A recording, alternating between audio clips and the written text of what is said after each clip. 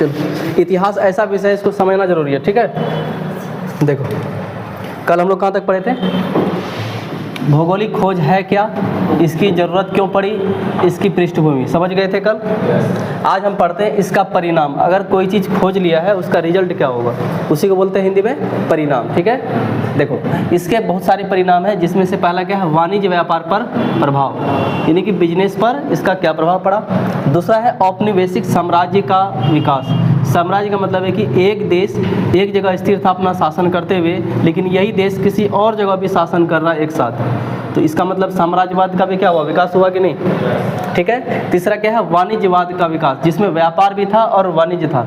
व्यापार करने का मतलब है कोई सामान हम खरीदे और बेचे, और जब वाणिज्य करते हैं इसमें सामान खरीदे बेचे, लेकिन कुछ ऐसा आभूषण है जिसको हम क्या करते हैं, स्टोर करके रखते हैं, भंडार करके रखते हैं, उसे बोलते हैं वाणिज्यवाद का विकास। उसके बाद अंग्रेज क्या था, ईसाई था ना, तो ये लोग क्या किया, अपने धर्म का प्रचार किया, है ना, और अपनी सभ्यता का प्रचार प्रसार आगे एक देश से दूसरे देश ऐसे करके महाद्वीप तक पहुंचाया। दास व्यापार का विकास। तीसरा क्या है, भ्रांतियों का अंत। और चौथा क्या है, भौगोलिक खोजों में या ज्ञान में वृद्धि। एक एक करके सबको समझ लेते हैं। सबसे पहला क्या है, वाणिज्य व्यापार का विकास। देखो इससे क्या था कि हम पढ़े थे कि जब एक धरातल के एक क्षेत्र में एक जगह स्थिर था, इसको पता था कि यहीं तक दुनिया है, लेकिन जब भौगोलिक खोज हो गई, यहाँ से यहाँ तक आ गए, तो यहाँ पता चला और यहाँ है, इससे क्या होगा, एक दूसरे को ज्ञान हुई, और इससे क्या होगा, एक नए भूभाग का क्या हुआ, व्यापारिक संपर्क बढ़ा। जो एक देश एक ही क्षेत्र में कोई सामान बेचता था, खरीदता था, अब वो यहाँ भी बेच सकता है, और यहाँ से यहाँ भी जा सकता है, यहाँ जा सकता है, हर जगह से जा सकता है, ठीक है। इससे क्या हुआ, उसका व्यापारिक संपर्क और भी क्या हुआ, बढ़ गया। यूरोपीय देश व्यापार में सबसे आगे था, इसीलिए वो क्या हो गए, समृद्ध हो गए। इसीलिए अभी के ज़माने में देखोगे लंदन, ये सब ब्रिटेन, ये सब नाम सुनते हैं ना, फ्रांस, जर्मनी, ये सब शुरुआत से ही डेवलपमेंट क्यों है, क्योंकि वो सब उस समय से ही व्यापार में है, समझ गए।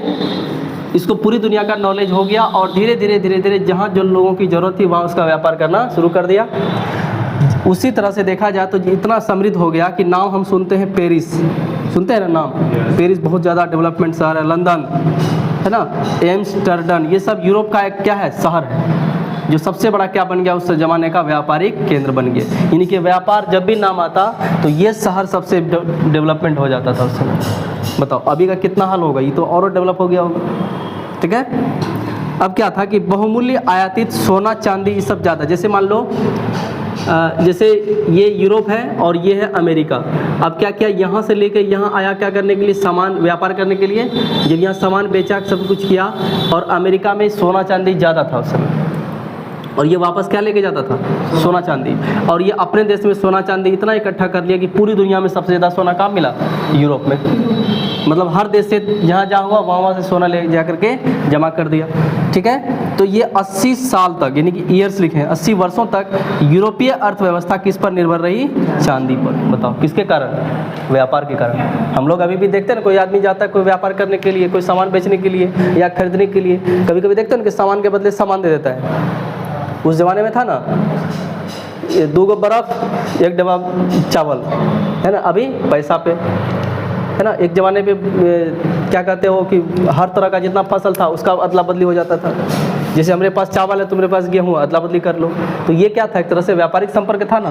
तो वो क्या करता था, चांदी सोना का ही व्यापार करता था। सामान दिया, वहाँ से क्या लेकर आता था, सोना चांदी।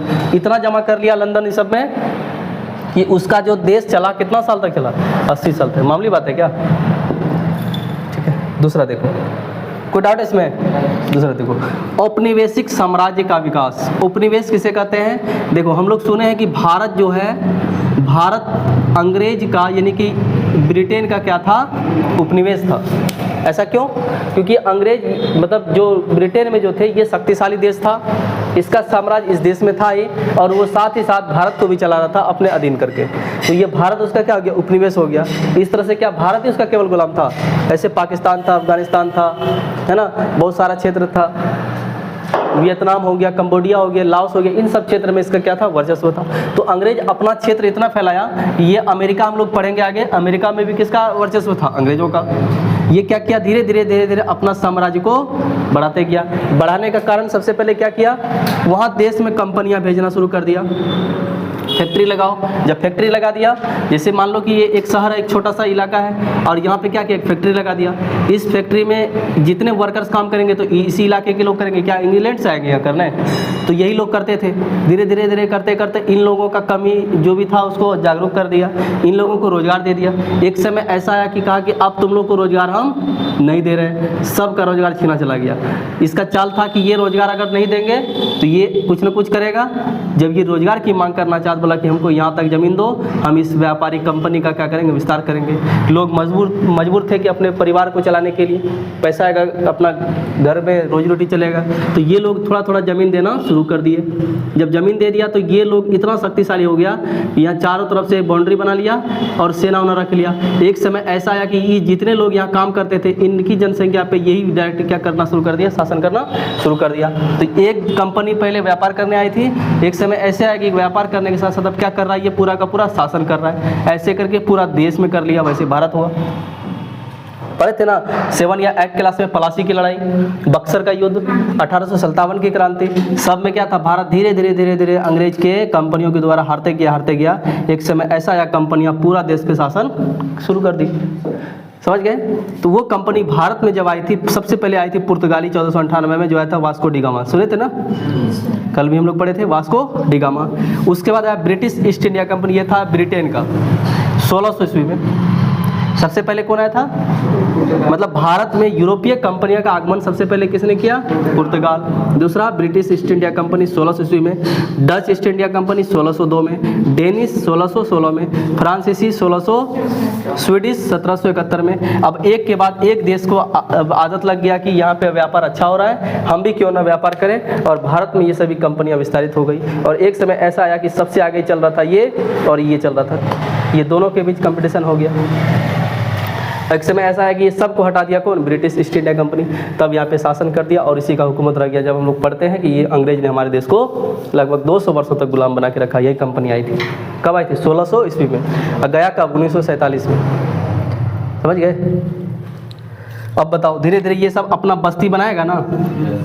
भारत एक तरह से उसका उपनिवेश इन्हीं बस्ती हो गया, उसी तरह अमेरिका हो गया, उसी तरह जर्मनी हो गया, फ्रांस हो गया, है ना। ऐसे करके अलग अलग क्षेत्रों में इसने क्या किया, अपना उपनिवेश बनाना शुरू कर दिया। बताओ साम्राज्यवाद का विकास हुआ कि नहीं हुआ?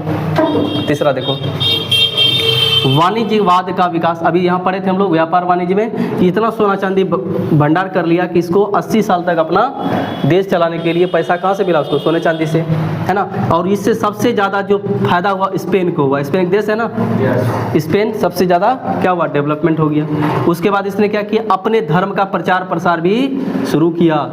समझ गए? और ये एक नियम बनाता था कि ये ईसाई धर्म हम लोग हैं, अंग्रेज हैं, और शादी करेंगे वहाँ हिंदुस्तान है तो हिंदुस्तान के लड़की से, अमेरिका है तो अमेरिका के लोगों से, जो उसका संतान होगा तो उसका वंशज क्या कहलाएगा, ईसाई।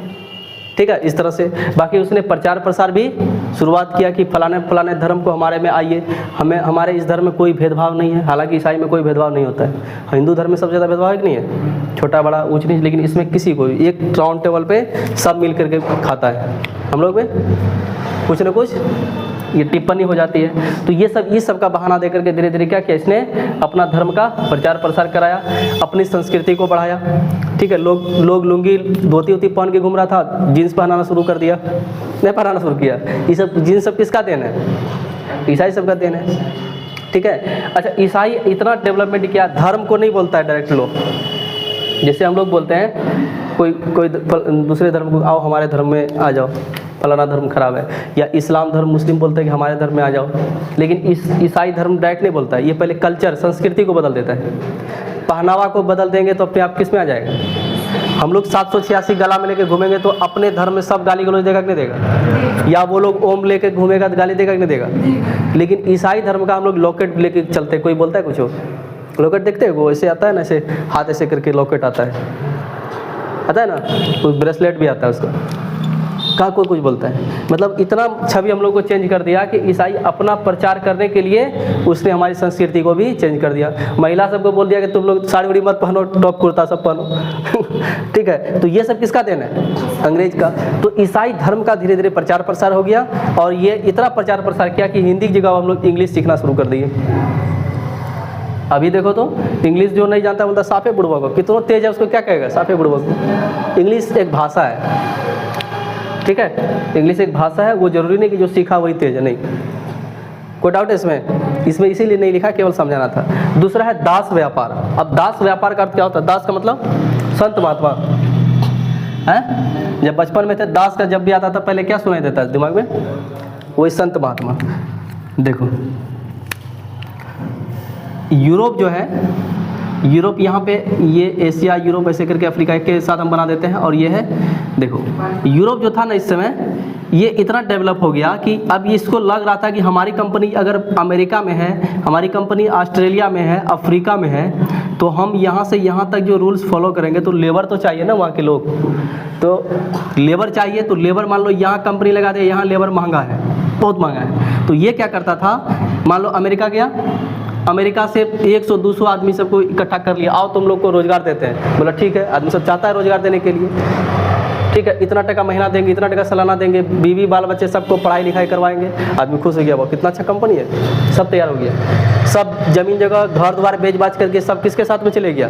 कंपनी के साथ में ऑफर आया था, सब उठा के लेकर आया कहाँ? इस जगह पे। यहाँ के लोगों को मान लो 500 टका दिहाड़ी देना था, इसको लालच दे दिया कितना का? 300 का। तब भी सस्ता हुआ कि नहीं हुआ? यहाँ उसको 1 रुपये भी नहीं मिलता था, अब इसको 300 मिल रहा है, कंपनी को यहाँ 500 देना था, फिर भी 200 बच रहा है उसको। इसको भी फायदा हो गया, इसको एक के ले लिया और उठा के ले गया यहाँ पे। 6 महीना साल भर चलाया इसको बढ़िया से, और इसको रोजगार दिया, काम करते गया। अब यहाँ भूल गया धीरे धीरे कि हमारा घर कहीं अमेरिका में था, कहीं वहाँ था। और धीरे धीरे 1 साल 2 साल होते गया, इन लोगों को इतना जबरन बंदी बना लिया, अब इसको सैलरी देना बंद कर दिया। अब जब बंद कर दिया, अब ये भागेगा कहीं नहीं भाग पाएगा, ये मजबूर हो गया। ऐसी व्यवस्था को बोलते हैं दास व्यापार। मतलब आदमी को खरीद के दूसरे जगह जाके बेच देना, या दूसरे जगह जाके उसको व्यापार करना, इसे बोलते हैं दास व्यापार। इस तरह से आदमी धीरे धीरे मजबूर हो गया। इसी तरह देखोगे अंग्रेज जो था उस समय यहाँ बस गया था। अमेरिका जब देखो ना, अमेरिका में खूब गोरे भी लोग हैं, खूब काले भी लोग हैं, देखते हो ना।